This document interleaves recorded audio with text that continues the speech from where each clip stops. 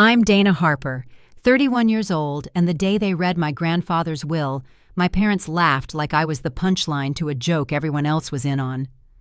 My mother hid her smile behind her hand. My father shook his head like he pitied me. $10, that's all it said, next to my name. Not a word of explanation. Not a reason why. Just $10 and a room full of eyes waiting to see if I'd cry. Before I get into it, drop a comment and let me know where you're listening from, and hit that like and subscribe button if you've ever felt like the outsider in your own family. I was raised in a family where tradition wasn't just a word, it was law. My grandfather, Walter Harper, built a manufacturing empire from the ground up. My parents didn't just inherit money, they inherited a name. Every decision from holiday decorations to dinner table etiquette followed a kind of invisible rule book. I never fit. My older brother Lucas had the charm and polish of someone born to wear cufflinks. By middle school, he was already speaking like a future CEO. I, on the other hand, was the quiet one in the corner with a sketch pad. I loved light, how it hit old brick, how it scattered across sidewalks after rain. When I turned 13, I saved every dime from babysitting and tutoring to buy a used camera. That summer, while Lucas was off at some leadership camp, I was taking photos of alleyways and rusted-out bicycles. I remember showing one of those prints to my mother, a quiet shot, black and white, of a boarded-up home with dandelions pushing through the cracks in the sidewalk. She looked at it for a few seconds and said, "You look tired. Maybe less time outside." My father never looked at them at all. By the time I was in high school, it was clear Lucas was the heir, I was the hobbyist. I heard my parents talk about me once after a board meeting. My dad said she needs to wake up. Dreams don't pay for legacy. My mom tried to soften it, but not much. I applied to art school in secret. When the acceptance letter came, I waited until dinner. I told them with a fork in my hand, like saying it quickly might make it less of a blow. My father blinked. "You want to study photos?" He said the word like it tasted sour. "That's not a profession, Dana. That's a hobby." And then my mother looked at me and said, "You're wasting your inheritance." I moved out 2 months later. I took on scholarships, late-night barista shifts, freelance photo shoots for local bands. I taught myself editing on a laptop with half the screen burned out. It wasn't about making it big. I just needed a life that didn't feel borrowed. The only one who never dismissed it was my grandfather. He didn't say much, wasn't the type to hand out compliments. But anytime we saw each other, rare, mostly holidays, he'd ask, still taking pictures with the smallest smile. It meant more than it should have. The last time I saw him was a few weeks before he passed. It wasn't planned. I had just finished a shoot downtown and found myself walking toward his brownstone. He answered the door himself. His voice was slower, but his eyes were the same. Sharp. "Well," he said, leaning on the frame, "a Harper who actually knocks." He let me in. We sat in his study, same leather chairs, same smell of cedar and old books. He poured tea from a silver pot and asked what I was working on. "A series called Invisible Homes," I said, "photographing abandoned buildings in neighborhoods that are being torn down." He nodded once. "What are you trying to say with them?" I told him that people matter, even if the world forgets them. He was quiet for a while, then said, "That's dangerous work." "Why?" I asked. "Because you're telling the truth, and truth always costs more than people think." As I got up to leave, he followed me to the door, opened a drawer, and pulled out a small film camera.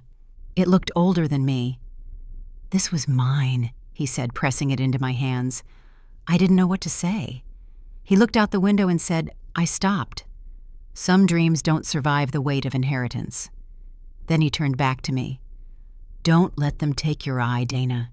It's your gift. And your rebellion." I didn't know then what he meant. Not really. But a few weeks later, I'd be sitting in a room full of relatives in a midtown law office with glass walls and marble floors, waiting for my name to be read. And that's when the laughter started. The air in the conference room was still thick when I sat back down. They were all watching me, my parents, Lucas, the cousins. I hadn't spoken to in years, like they were waiting for me to cry or storm out. I didn't do either. I just folded my hands in my lap and stared at the wood grain on the table. The lawyer had just read my name, followed by a number that sounded more like a punchline than an inheritance. To Donna Harper, $10. That was it. No explanation, no note. A pause followed long enough for the words to settle, and then the sound started low chuckles, little smirks, my father's dramatic sigh, the scrape of someone's shoe across the marble floor. My mother let out a soft laugh behind her hand like she didn't want to be obvious, but couldn't help herself. Lucas glanced sideways at me but didn't say anything. Across the table, a cousin leaned toward the woman next to him and whispered, "Guess she should have picked a real career." The lawyer, Mr. Whitaker, cleared his throat, trying to move the process along, but the damage had already been done. I could feel the heat climbing up the back of my neck, the sting behind my eyes. I kept my gaze forward and my breathing steady. I wouldn't give them the satisfaction. Not here. Not like this. It wasn't about the money. I'd never expected much. I'd lived on my own since I was 19, stretched scholarship checks to cover groceries, picked up gigs to make rent. I didn't come here looking for a payout. But the public nature of it, having my worth reduced to a single line in a will with everyone watching it, felt like they were closing a door and locking it behind them. My father leaned back in his chair. "Guess that's what rebellion gets you," he said, not even bothering to lower his voice. My mother reached up to adjust the necklace she'd just inherited. She looked satisfied. I turned slightly, caught the edge of Lucas's phone under the table, glowing as he scrolled, like he was already bored. Mr. Whitaker adjusted his glasses. "There is one more matter," he said. The room fell quiet again. Just like that. He pulled a separate folder from beneath the main file, looked around the room once, then turned his attention to me. "There's a private addendum," he said. "Meant only for Dana." My father's eyebrows shot up. "Private?" My mother straightened in her seat. "She already got what she was due," she said flatly. Whitaker didn't respond to her. His voice stayed even. "Mr. Harper left a sealed envelope in my care. It contains instructions for Dana, and it is to be opened in private." The silence this time felt colder. There were a few whispers. One aunt leaned toward another, trying to make sense of it. Lucas blinked. "Wait, what kind of instructions? I'll need Dana to step into the adjoining office," Whitaker said, already standing. I stood slowly, smoothing the front of my dress. No one said anything as I walked past them, but I felt every pair of eyes on me. The only sound was the click of my heels on the floor and the hum of the central air. Whitaker led me into a smaller room down the hall. It was quieter, cooler, with a single desk and 2 leather chairs. A lamp was already on, casting a soft light across the polished surface. In the center of the desk sat a cream-colored envelope. My name was written across the front in neat cursive I recognized instantly. Mr. Whitaker nodded toward it. "It's yours." I reached for it slowly. It felt heavier than it looked. "Did you read it?" I asked. "No," he said. "I was instructed not to. You can take as much time as you need." He left the room without another word, closing the door behind him. I sat down, broke the wax seal, and unfolded the first page. My dearest Dana. The handwriting was unmistakable, sharp, steady, the way he always signed holiday cards and letters from the company.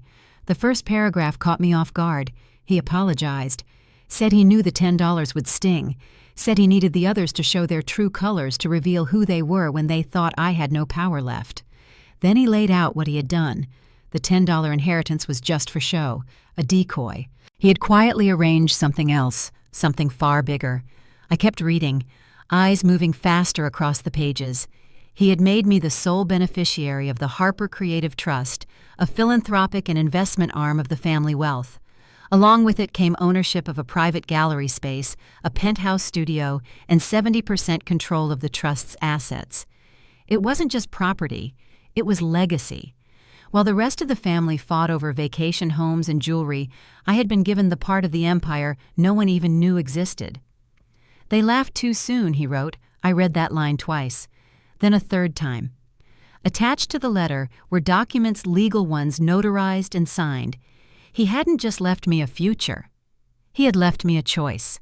The trust didn't come with strings or conditions. I wasn't expected to wear a suit or attend board meetings. I didn't have to take anyone's seat at the table. All he asked was that I stay true to the one thing he believed made me different: "You see the world, Dana," he wrote. "That's rarer than any asset I've ever held. The trust is yours to shape, but only if you promise not to become them." At the bottom of the stack was a smaller box. Inside was a single brass key on a leather cord. Underneath it, a note, "Beacon Street, top floor. Your new studio. Your real inheritance." I sat there for a long time after that, the envelope still in my lap. When I finally stood, I folded the letter and placed it in my purse. Then I walked back into the conference room. They were still talking, still laughing. My father said something about framing the check. My mother chuckled. Lucas barely looked up. "Everything all right?" he asked, like he was asking about the weather. "Just needed a moment," I said. I sat back down at the far end of the table and looked at them all. Really looked. My mother was fidgeting with her necklace again. My father leaned back like he had just secured a deal. Lucas scrolled his phone like none of it mattered. And I realized then this had been the test. They showed me exactly who they were when they thought I had nothing. And now I had to decide what to do with that. I kept quiet. For the next few days, I didn't respond to the texts from my mother. Polite-sounding questions with sharp edges hidden in between the lines. I didn't answer when Lucas sent me a screenshot of an article on generational wealth followed by a winking emoji. I didn't ask my father what he meant when he forwarded me a podcast about family legacy and obedience. Instead, I met with Mr. Whitaker in his office to begin the paperwork. The real paperwork. The kind that transferred control of the Harper Creative Trust into my hands. He walked me through every page, carefully, clearly, without a trace of surprise, as if he'd known all along I'd be sitting on that side of the desk. Later that same afternoon, I took a cab across town. The address my grandfather had written on the card, Beacon Street, led to a brick building with a cast-iron gate and ivy climbing the back wall. There was no plaque, no doorman, just a narrow glass entry and an elevator with an old brass button. The key fit perfectly. When the elevator opened, it revealed the top-floor studio wide open space, sun pouring in from tall windows, hardwood floors that creaked in a way that didn't bother me. It was part gallery, part workspace, sparse but thoughtful. The walls were white, clean, ready. I walked slowly from room to room. One was lined with drawers, flat files like the kind used to store prints. Inside each folder held photographs, my photographs. Work I had sold off in my early 20s just to make rent. Others I had uploaded anonymously online, never expecting they'd be seen again. Each one was preserved, labeled dated. He had been collecting them. I found a print from my Invisible Homes series, one of the very first. An abandoned house half hidden behind overgrown hedges. I remembered the day I took it. The humidity, the way the light hit the broken window, the quiet. He'd framed it in matte black. Beneath it, a note in his handwriting. Taken, not forgotten. The desk in the back held more letters, notes, even a handwritten outline of a gallery plan labeled Harper Light Studio. That was what he named it. I stood there for a long time, not moving, not speaking, just reading the name over and over again. He had built this space for someone like me, someone who saw. I stayed there late into the evening, watching the light change through the windows, listening to the soft creak of the floors. I didn't feel triumphant. I didn't feel angry. I felt still. The next morning I got to work. I reviewed the trust structure, the funding lines, the art holdings. Everything was organized discreet and far more substantial than I had expected. I brought in a financial advisor, someone my grandfather had already hired to help guide me when the time came. She didn't act surprised either. In the middle of all that, the messages from my parents kept coming. Casual at first, then colder. My mother asked why I hadn't RSVP'd to Lucas's birthday dinner. My father left me a voicemail about missed opportunities for healing. I didn't answer. Not because I was angry. I just didn't have anything to say. Most nights I stayed at the penthouse above the studio. I hung prints, repainted walls, cataloged the archive. Some of the prints he'd saved dated back to high school, grainy black and whites from my first camera, things I had tossed aside. He hadn't. One night I stood in the gallery alone. The studio lights were off, just the glow from the streetlights below. I had set the $10 check in a plain frame, tucked it in a drawer for safekeeping. I wasn't sure what I'd do with it yet. Then one morning, I sat down with a legal pad and started writing. Not a letter, not a speech, just names, contacts, writers, journalists, curators, artists. I was building something. A few weeks later, I sent out the invitations. Cream cardstock, embossed lettering, clean, elegant, impossible to ignore. Harper Light Studio presents The Inheritance of Vision, a debut gallery event, private showing, by invitation only. I mailed them all myself. Lucas RSVP'd the same day. My mother replied, "We'll see." My father said nothing, but I heard through Whitaker that they planned to attend. The night of the opening, the studio was ready. The early guests arrived, critics, local collectors, a few familiar faces from the art world. The lighting was warm, the air calm. Every wall held pieces from my life, early work, forgotten prints, photos from neighborhoods no one had cared to remember. People looking out of windows, street corners, long since torn down, small signs of quiet survival. But the final room held something different, a single plinth in the center. On it, the $10 check mounted behind glass. Beside it, a small plaque, gifted to Dana Harper at the reading of Walter H. Harper's will, value priceless. Below that one final line, sometimes the smallest inheritance is the greatest test. I didn't stay in that room. I walked back to the entrance as the next wave of guests came in. And there they were, my mother in pearls, Lucas adjusting his cufflinks, my father with the same calm stare I'd seen across the boardroom table. They stepped inside, and I watched it happen. The moment they realized, Lucas reached me first, looked around. "This is all yours." "Yes," I said. He blinked. "Since when do you run this place?" "Since always." My mother came up behind him. "This is quite ambitious," she said. "Did someone fund this?" "No sponsors," I said. "Just one believer." My father's eyes moved across the gallery. Slow, sharp. "Where'd the money come from?" he asked. I tilted my head. "That's not really the question you want to ask." Before he could reply, Mr. Whitaker stepped up beside me. He held a champagne flute in one hand and a small smile that didn't reach too far. "Shall we?" he said. I nodded. We stepped up to the platform. The room fell quiet, and as Whitaker raised his glass, I waited. Because everything was about to change. Mr. Whitaker raised his glass. "Thank you all for joining us tonight at Harper Light Studio," he began, his voice steady and deliberate. "Founded by and dedicated to the artistic vision of Dana Harper." There was a pause, the kind that lingers just long enough for everyone to register what was said. Then came the shift, heads turning glances past a few soft gasps from the crowd. But I didn't look at them. I looked at my parents. My mother's lips parted slightly like she'd misheard. My father's brow furrowed. Lucas stood still, hands in his pockets, unsure whether to look at me or the walls around him. Whitaker continued. "It's also time we share a piece of Mr. Harper's legacy that many of you have not heard. As executor of Walter Harper's private estate, I am honored to announce that Dana Harper is the sole beneficiary of the Harper Creative Trust." The words moved through the gallery like a current. My mother's posture stiffened. My father took a single step forward, then stopped. Lucas blinked, shoulders tight. Whitaker didn't slow. Mr. Harper believed that legacy should follow merit, not lineage. Dana's quiet pursuit of creative truth, despite resistance, dismissal, and pressure, earned not only his respect, but his full support. She is in every sense the heir he chose. He lifted his glass higher. To Dana Harper, the real heir.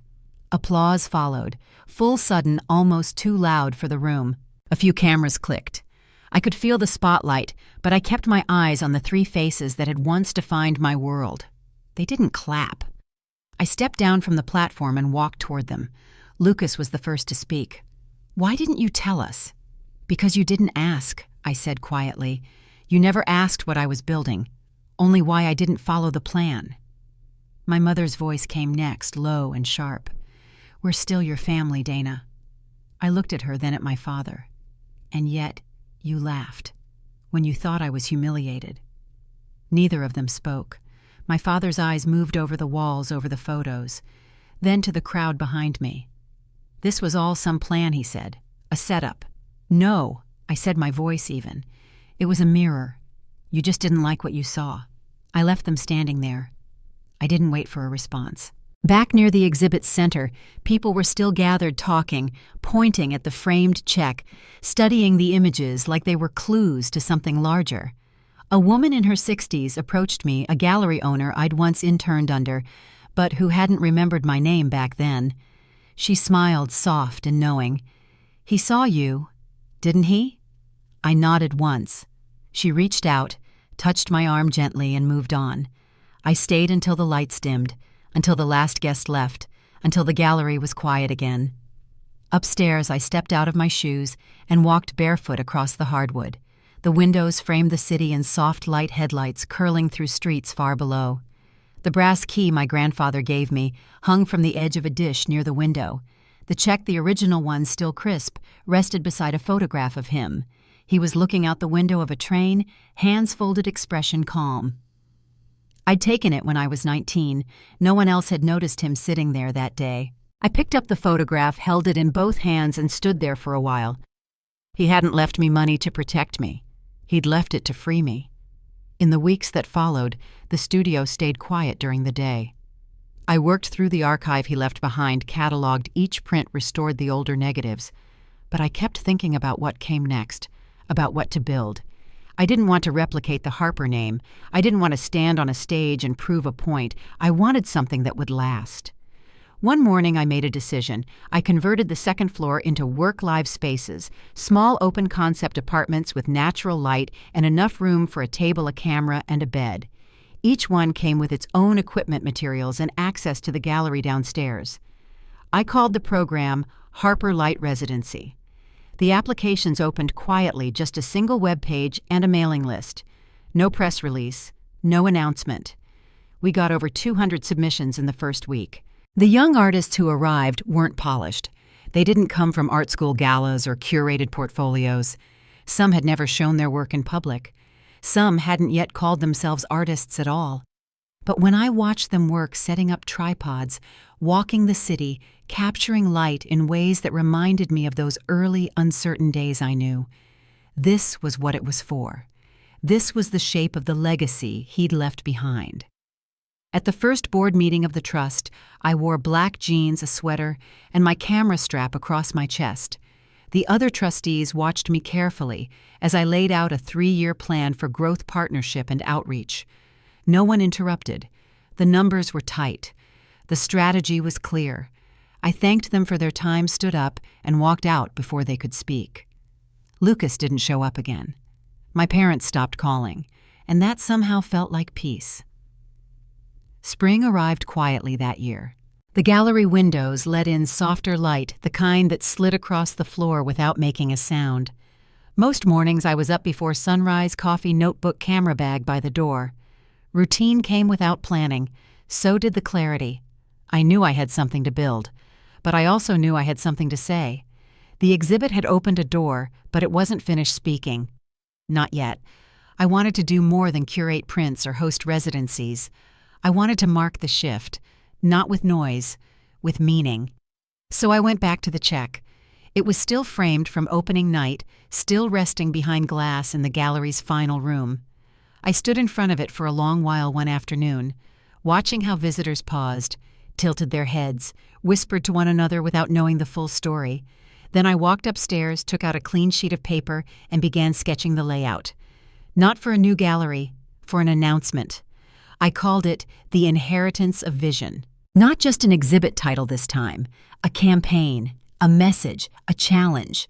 I designed the invitations myself, heavy cardstock, minimal print. The words, "A new chapter begins at Harper Light Studio. Please join us." And at the bottom, a time, a date. No name, no details, just enough to make them wonder. I sent the invitations by certified mail, one to my mother's address, one to my father's office, one to Lucas. 2 days later, Lucas sent a thumbs-up emoji and a question mark. My mother called and hung up after 2 rings. I let it go to voicemail. On the night of the event, the gallery lights were already dimmed by the time they arrived. The guests had taken their seats, chairs arranged in clean rows, a soft hum of conversation in the air. The front row was filled with artists from the residency.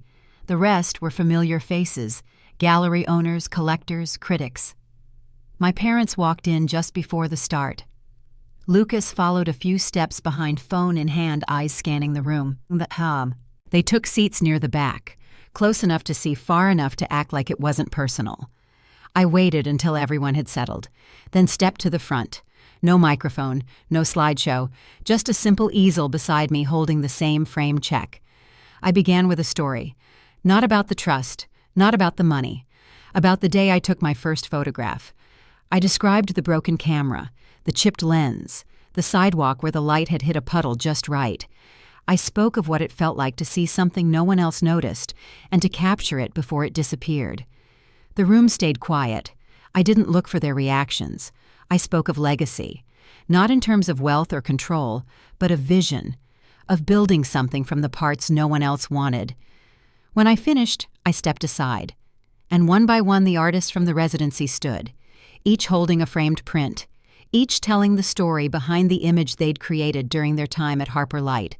A boy from Newark, a single mother from Tulsa, a woman who had taken her first photograph at 49. They spoke plainly. No flair, no need to impress, just truth. My father shifted in his seat. My mother's hands stayed folded tightly in her lap. Lucas didn't speak. When the last artist finished, I walked to the side table and picked up a sealed envelope. I held it out toward the crowd. "This is the only inheritance I opened in private," I said, "and now its legacy is public." I didn't read the letter aloud. I didn't need to. I placed it in a new frame, set it beside the check, that was all. The lights dimmed again. The guests stood, some in applause, others in silence. My parents remained seated. As the room emptied, Lucas walked up to me, looked around once, then said, "You really did it." I nodded. He hesitated. "They're not happy." I looked past him toward the door. "They don't have to be," I said. He nodded slowly, then left. My mother didn't say goodbye. My father didn't linger. I watched them step out into the evening without turning back. Later that night, I stood alone in the studio again, the easel still in place, the air still warm from the crowd. The photographs were no longer just mine. They belonged to something larger now. The check sat quietly in its frame, still worth $10, still the beginning of everything. And though the night was over, I knew this wasn't about proving anything to them anymore. It was about honoring the path that brought me here. The first warm night of summer arrived without warning. Windows open, traffic humming in the distance, a quiet breeze moving through the gallery like breath. I stayed late at the studio that night, finishing a series of edits for one of our new residents. She'd come from Ohio, barely 20, nervous in every critique, but her eye was sharp. The kind of sharp you don't teach. Around 10, I went upstairs, washed my hands in the kitchen sink, and stood barefoot on the cool floor of the penthouse, the same key still hung by the door, same view, same quiet. That was the night the letter came. I found it in the mailbox the next morning. Cream-colored, no return address, my name written in the same delicate hand I'd seen before. Inside a short message, just a few lines, simple, clear. "Wealth is not what you hold, but what you choose to build. You were always the legacy I believed in, Dana. You just had to believe it too." Signed, W.H. It had been nearly a year, a full cycle since the will reading, since the laughter, since I'd stood in a room full of family and watched them decide what I was worth. And now somehow I wasn't just running the studio, I was reshaping it. By July, the second residency group had arrived. This time, we brought in a painter from Arizona, a textile artist from Baton Rouge, a man in his 60s who'd never shown his work but had filled notebooks for decades. We converted another floor, added workspace storage, even a darkroom. The Harper Creative Trust backed every expansion. Grants, supplies, partnerships with community colleges. Mr. Whitaker reviewed the legal details, but most of the decisions were mine. Each day had its rhythm. Early mornings at the gallery, midday meetings, evenings on the roof, camera in hand, watching the light fall over the city like a quiet promise. One afternoon, I was in the archive when a soft knock came at the door. It was one of the newer artists, a girl named Ruby. Small frame, round glasses, always carried a notebook tucked against her ribs like armor. She stepped in holding a worn camera.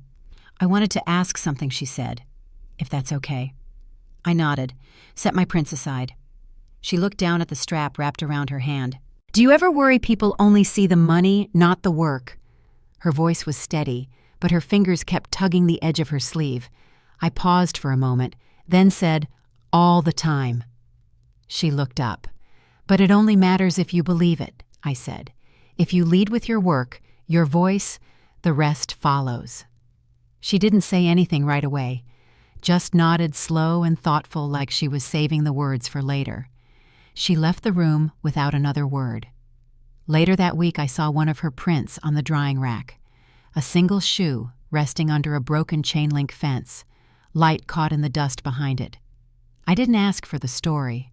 I didn't need to. That summer we hosted our first open studio event.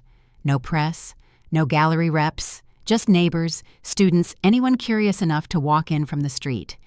We left the doors open for 6 hours, served lemonade, played soft music from the lobby speakers. The check was still on display, framed lit, unchanged. A few guests asked about it, some pointed. Most just read the plaque and moved on. That was the thing about it. You didn't need the backstory to feel the weight of it. Late August brought another shift. A school in the Bronx reached out about a partnership. They wanted to bring their photography students for a tour. Said they'd been following the residency program since winter. I said yes. They came on a Tuesday. 12 students, a few teachers, one mother who asked to tag along.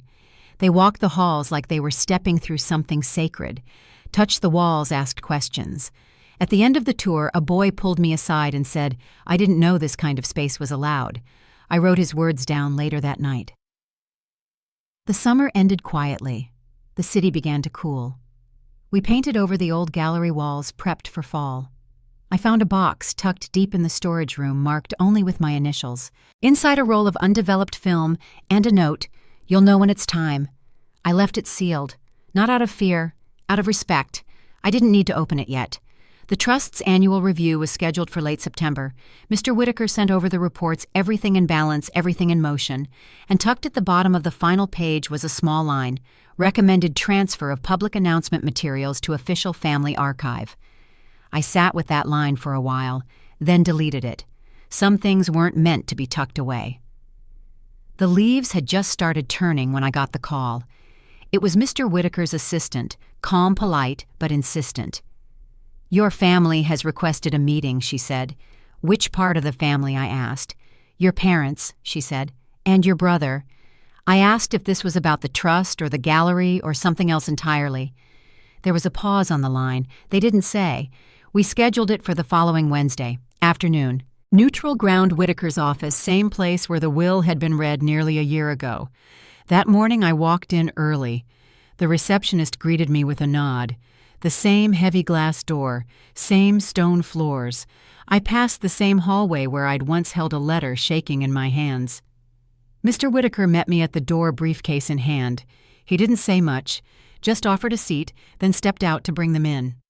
They entered together, my mother first, then Lucas, then my father, who lingered just a beat longer before taking the seat directly across from me. No one spoke at first. Lucas cleared his throat. Thanks for coming. I nodded. My mother sat tall, hands folded over a leather clutch. She looked thinner than I remembered, but the same tightness sat at the corners of her mouth. My father didn't smile, didn't blink much either, just looked at me like I was a puzzle he hadn't finished solving. Whitaker returned and stood by the side wall, arms crossed, loosely waiting. Lucas began. We understand that the way things unfolded last year took us all by surprise. I said nothing. He continued.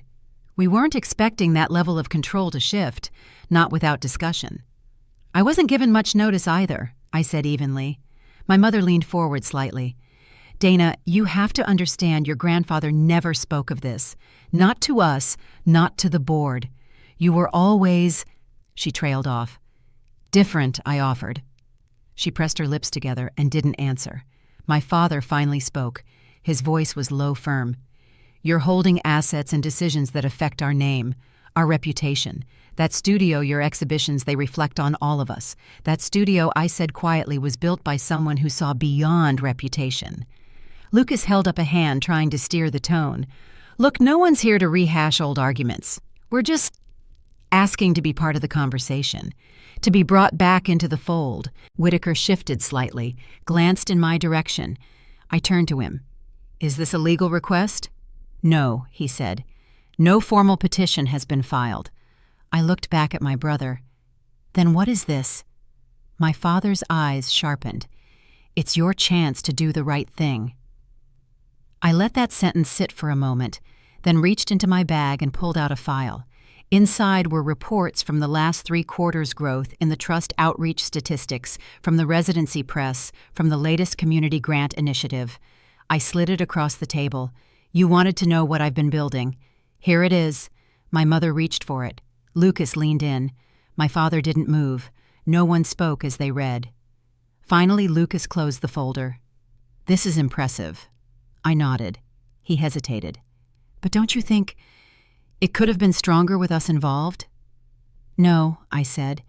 "I think it's exactly what it's meant to be." My mother folded her hands again. "And what about us, Dana? Where do we stand now?" I looked at her.